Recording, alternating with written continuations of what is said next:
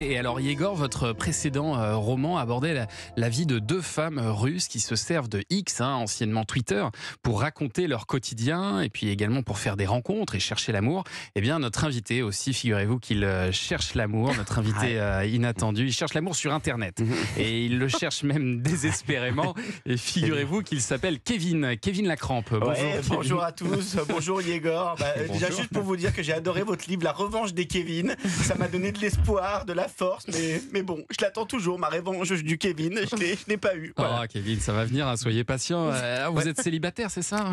Mieux que ça, moi je suis la définition même du célibat. 40 ans, pas une relation, rien, même pas un smack, Thomas. Aïe, aïe, aïe. Oui, Thomas, vous avec votre physique, je suis sûr que ça a dû y aller au collège, à chaque récré, tournée générale de galoche.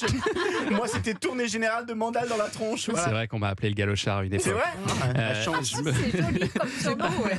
Alors, comme dans le livre de Yegor, vous vous servez d'une application pour tenter de rencontrer l'amour? Ah non, pas une application. Toutes les applications. Je suis sur tous les fronts. Tinder, Mythique, Adopte un mec, Bumble, Happen, cougarfeline.com et sur Voyage SNCF aussi. Les Voyages SNCF, c'est pas un site de rencontre, ça, Kevin. C'est pour acheter des billets de train. Oui, mais moi je discute à fond sur les chats d'assistance technique.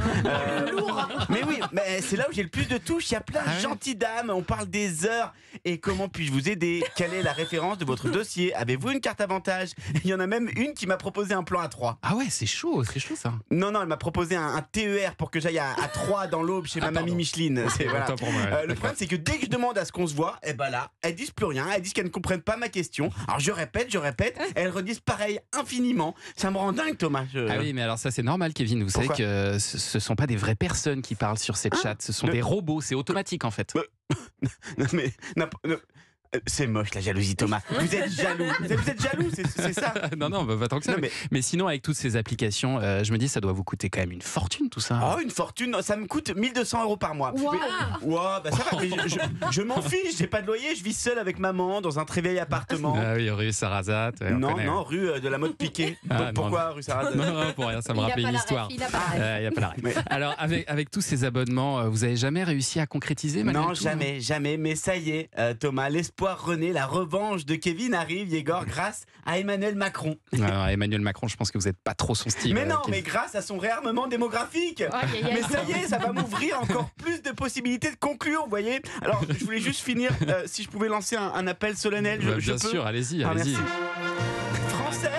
Française, en ce jour du 25 janvier 2024, j'annonce faire don de mon corps d'Apollon. Oui, je dis ce que je veux, c'est de la radio. Il y a des caméras quand même. Oui, bon, coupez les caméras. Je fais don de mon corps d'Apollon, donc à la France, afin de réarmer démographiquement le pays. Par contre, j'aurais besoin du mode d'emploi, parce que je sais pas vraiment comment on fait. Vive la France, vive la démographie. Et oui, post-scriptum, vous devez accepter la colocation avec ma maman. C'est la petite condition. Ça fait plaisir. Le message est passé. En tout cas, merci Kevin Lacrampe. On vous souhaite bonne chance. Et on applaudit Pierre-Antoine Damecourt.